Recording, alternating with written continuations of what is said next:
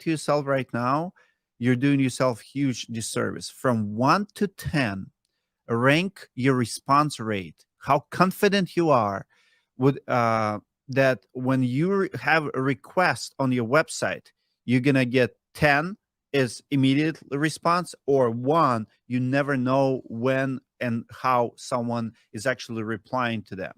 And I've been in businesses where we have to go to mailbox and we have to go to Facebook messengers and find dead leads from previous 3 4 months. So 9, 10, 5. 50 North Roofing says 5. I love the honesty. 7, 9. So I want you to think about this now. If you cannot control your website, your SEO, and being on the first page of Google, this number you guys can't control. This number should be all 10. You should have a waterfall system where whoever is answering phone call at first, if they're not available, it should go to answering service, it should go to owner, it should go to someone immediately. I love Brand Siemens company. And again, it's just a name today. It's a name. Brand Siemens represent someone who made it work and killing it. 150 leads per month, guys. If I call Brand Siemens company right now and I don't talk to him or his company, it'll redirect to answering service, and it will redirect to directly to the owner.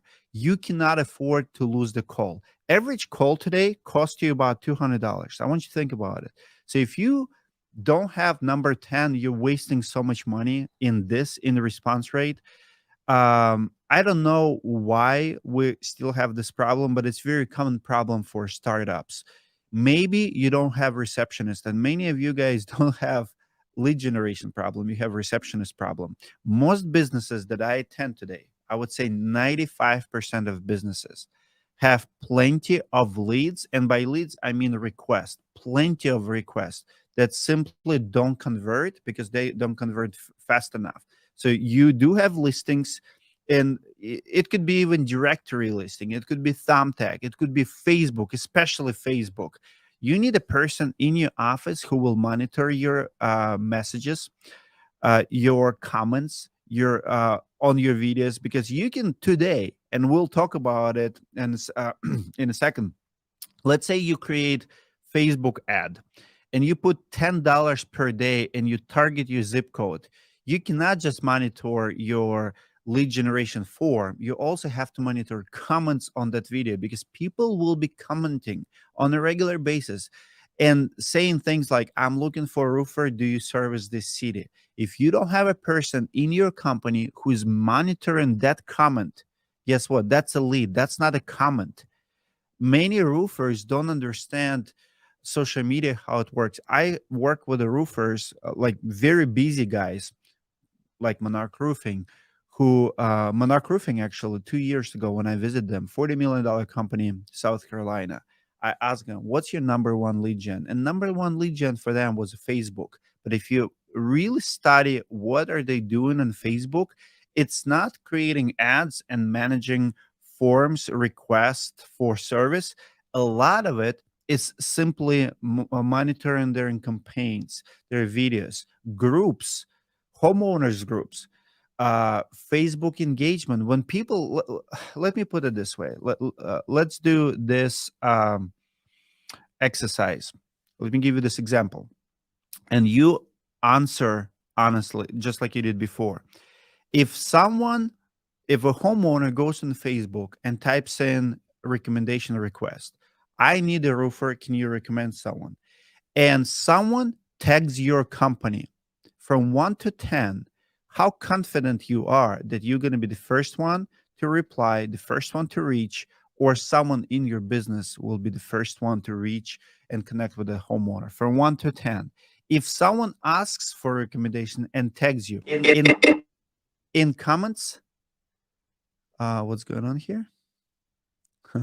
In comments or in recommendation post. This is the difference today between companies like Monarch Roofing and everybody else, because you have to have a person who will manage entire digital marketplace. I'm talking about comments on Facebook, Instagram, everywhere where you put organic content. All right, we have some comments here. I love it. Thank you, Igor. I want to bring this comment really quick. Hired someone just for this. We use GoToConnect, and if my receptionist doesn't answer after 5 rings, it goes straight to my phone. Love it. This is what you have to do. Dylan Johnson says, ask questions. As a new business, would you recommend a virtual receptionist service such as Ruby?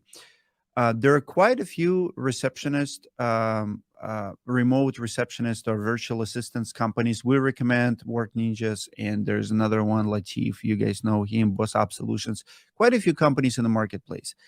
Do I recommend them? If you test them and you know for a fact that they're really, really good, then yes. My challenge with it, so many times those companies don't give a crap about response rate, how fast, because if here's how I answer this question. If you are put on a phone for more than a minute, it's a bad receptionist company. Like, period. No one likes to wait. I mean, I tested with my company Storm Group in 2018, 2019, and when we tested it, we called our own numbers. You know how long I had to wait for the person? It was one of those please hold moments, 2 minutes. And I asked myself, would my customer wait for 2 minutes on the please hold? It was not professional. I would rather to go to my voicemail than do that please hold. Now, you might have a different experience. So after 5 rings, like Fixed Roofing says, that's perfect. If you don't have holds after that, but you need to also understand how the back end of that company works. Those people are not your employees. Those people are random people who read scripts. So it'll be much colder experience than your own company. Much, much colder. Think about this. When you call Comcast, when you call your internet provider, do you like that experience? Most people don't. And this is who you becoming. I think it's worth investing in our own receptionist system before we start virtual assistant. Virtual assistant is a backup. So be very careful with that. Let me see.